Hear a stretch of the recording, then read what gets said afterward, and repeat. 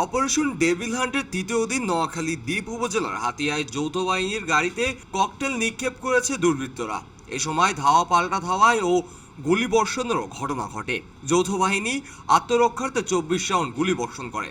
সোমবার রাত 2টার দিকে উপজেলার চরকিং ইউনিয়নের 2 নং ওয়ার্ডের বাসার মার্কেট এলাকায় এই ঘটনা ঘটে।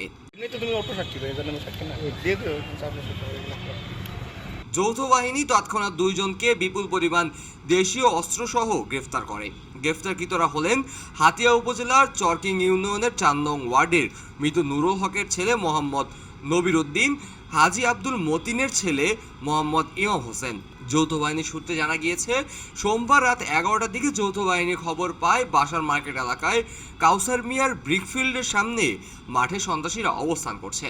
তাৎক্ষণিক নৌবাহিনীর কন্টিজেন্ট কমান্ডার আফসার আহমেদ নেতৃত্বে যৌথ বাহিনীর ঘটনাস্থলে যান।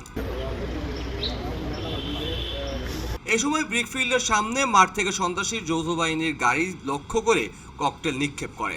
আত্মরক্ষার্থে তাৎক্ষণিক যৌথ বাহিনীর প্রতিরোধ গড়ে তোলে এবং সর্বমোট 24 রাউন্ড ফাঁকা গুলি ছোড়ে সন্ত্রাসীদের ছত্রভঙ্গ করার জন্য।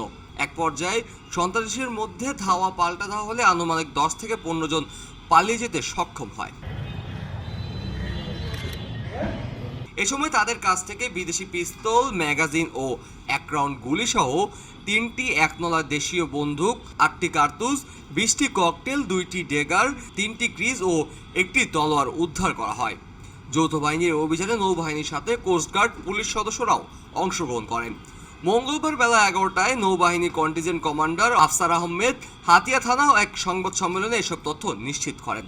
তিনি বলেন, গতরাত আনুমানিক 11টায় প্রাপ্ত গোপন সংবাদের ভিত্তিতে যৌথ বাহিনীর একটি চৌকস দল আনুমানিক রাত 2 ঘটিকায় নৌবাহিনী কন্টিজেন্ট কমান্ডারের নেতৃত্বে হাতিয়া থানাধীন 6 নং চরকিং ইউপি 2 নং ওয়ার্ডস্থ কলেজ রোডের হাজি আব্দুল বাসার মার্কেটের বিপরীতে কাউসার মিয়া ব্রিকফিল্ডের সামনে পৌঁছালে সন্ত্রাসীরা ব্রিকফিল্ড সংলগ্ন মাঠ হতে ককটেল নিক্ষেপ করা শুরু করে।